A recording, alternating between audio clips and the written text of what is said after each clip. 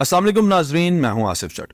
जड़ावाला में पेश आने वाला वाकया जो है उस पर आज मैं तफसीली आपसे बात करना चाहता हूं कि ऐसा वाकया पेश क्यों आया, इसके जिम्मेदार कौन है, और जब ये इस तरह के वाकयात दूसरी दुनिया के ममालिक में होते हैं तो तब क्या नतीजे होते हैं, तब इसके रिएक्शंस क्या होते हैं, और पाकिस्तान में जब इस तरह का वाकया होता है तो इसका रिएक्शन क्या होता है। बहुत अहम बातें हैं, वीडियो में साथ जुड़े रहिए। सबसे पहले तो ये देखें, कुछ ही हफ्ते पहले होने वाला वाकया यकसा वाकया है। नऊजुबिल्लाह अस्तगफिरुल्लाह, कुरान मजीद की बेहुरमती करने के लिए स्वीडन के अंदर एक शख्स जो है वो इजाजत ले लेता है अदालत से, और फिर नऊजुबिल्लाह अस्तगफिरुल्लाह कुरान मजीद को जलाने की कोशिश करता है। उसके रिएक्शन में वहां के जो मुसलमान होते हैं, तमाम मकतब फिक्र के मुसलमान इकट्ठे होते हैं और फिर कुरान मजीद की तिलावत करते हैं। आप सबने देखा क्या खूबसूरत वो समा था, क्या वो माहौल था। उसमें कुरान मजीद की तिलावत हो रही है और फिर तमाम उन्होंने लोगों को घरों घरों में जाके कुरान मजीद के नुस्खे जो है वो तकसीम किए। उसके जवाब में जो उस शख्स ने कुरान मजीद की बेहुरमती करने की कोशिश की, उसके जवाब में उन्होंने ये किया कि लोगों को कुरान मजीद तकसीम किए और लोगों को कुरान पढ़ के सुनाया ताकि उन्हें समझ आए कि कुरान कहता क्या है। अब दूसरा वाकया बिल्कुल सेम नौयत का, दो मसीही जो हैं वो कुरान मजीद की नऊजुबिल्लाह अस्तगफिरुल्लाह मुबैना तौर पर बेहुरमती करते हैं और पुलिस उनके ऊपर FIR दर्ज कर लेती है। अब FIR दर्ज होने के बाद भी मुसलमान जो है वो दावा बोल देते हैं मसीही इमलाक पे और उनकी जो कॉलोनीज हैं उनके ऊपर, और 6 से ज्यादा जो है चर्च जो है उनको जला दिया जाता है, 20 से ज्यादा घरों को जला दिया जाता है। इसमें असिस्टेंट कमिश्नर का घर भी आ जाता है, असिस्टेंट कमिश्नर का ऑफिस भी आ जाता है।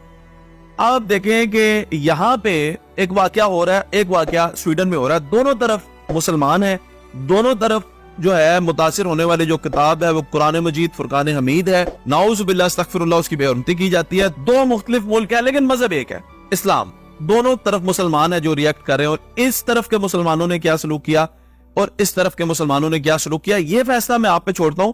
आप मुझे जवाब दें कि दीन का रास्ता कौन सा है, वो जो स्वीडन के मुसलमानों ने इख्तियार किया या वो जो पाकिस्तान के मुसलमानों ने इख्तियार किया, फैसला आपने करना। मसीही लोग जो है वो जंगलात में उन्होंने रात दिन गुजारा, चुप के रहते रहे, कहीं उनको कोई खुदा ना खास्ता उनकी जान को कोई खतरा ना आ जाए, उनकी बच्चियों की इज्जत महफूज रहे। अब देखें यहाँ पे मसला समझने का ये है, ये बात मैं कहने पे क्यों मजबूर हुआ हूं, उनकी बच्चियों की इज्जत महफूज रहे। ये तो दीन का मामला है, यहाँ पे तो इज्जतें महफूज होनी चाहिए लेकिन इज्जतें महफूज नहीं है। ये आपने बात सोचनी है कि वो लोग डर के जंगलों में क्यों रहे।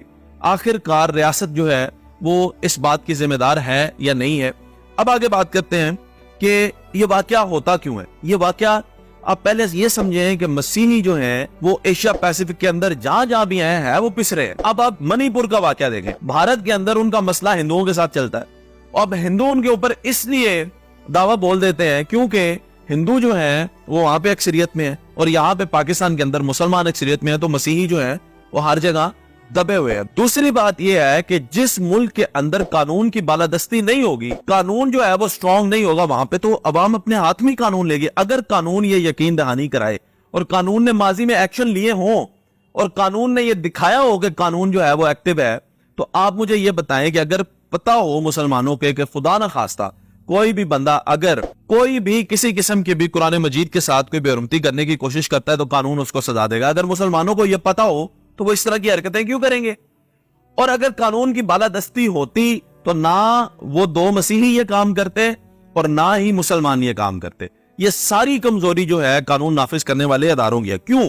क्योंकि ये काम करते हैं सिर्फ अपने सियासी आकाओं के कहने पे। जब सियासियों को इन्होंने पकड़ना हो या सियासियों के कहने पे किसी को पकड़ना हो तो आप इनकी एक्टिवनेस देखें कि ये 2 घंटे के अंदर अंदर बंदे बरामद कर लेते हैं, लेकिन अभी तक इनसे वो मसीही बरामद नहीं हो सके। आप ये देखें कि कैसे ये काम करते हैं, लेकिन अब ये मसीहों को कोई इंसाफ मिलेगा या नहीं मिलेगा ये तो मुझे नहीं पता। अब सोचने की बात यह है कि ये कानून नाफिज करने वाले जो इदारे हैं आखिर ये कब फाल होंगे और ये कब अपनी मर्जी से काम करेंगे, और बैलेंस जो है वो कानून तमाम लोगों के लिए इस मुल्क के अंदर मौजूद होगा। अब मसीही आपसे मैं सवाल पूछता हूँ, अपने मुसलमान भाइयों से ये सवाल पूछता हूँ, मैं रियासत से ये सवाल पूछता हूँ। अब मुझे ये बताएं, ये वाकया जिस जगह पर हो गया है और जितने लोग इसकी जद में आ गए हैं, आप उनसे वतन की क्या वफादारी एक्सपेक्ट करते हैं। ये आने वाली इनकी नस्ल जब उनको ये बताया जाएगा कि सन 2023 में अगस्त 16 को आपके ऊपर मुसलमान हमलावर हुए थे, तो जब वो उनको ये बताएंगे और उन्होंने ये किया था, तो आप उनसे वफादारी एक्सपेक्ट करेंगे, भाईचारा एक्सपेक्ट करेंगे। आप उनसे बगावत ही एक्सपेक्ट करेंगे।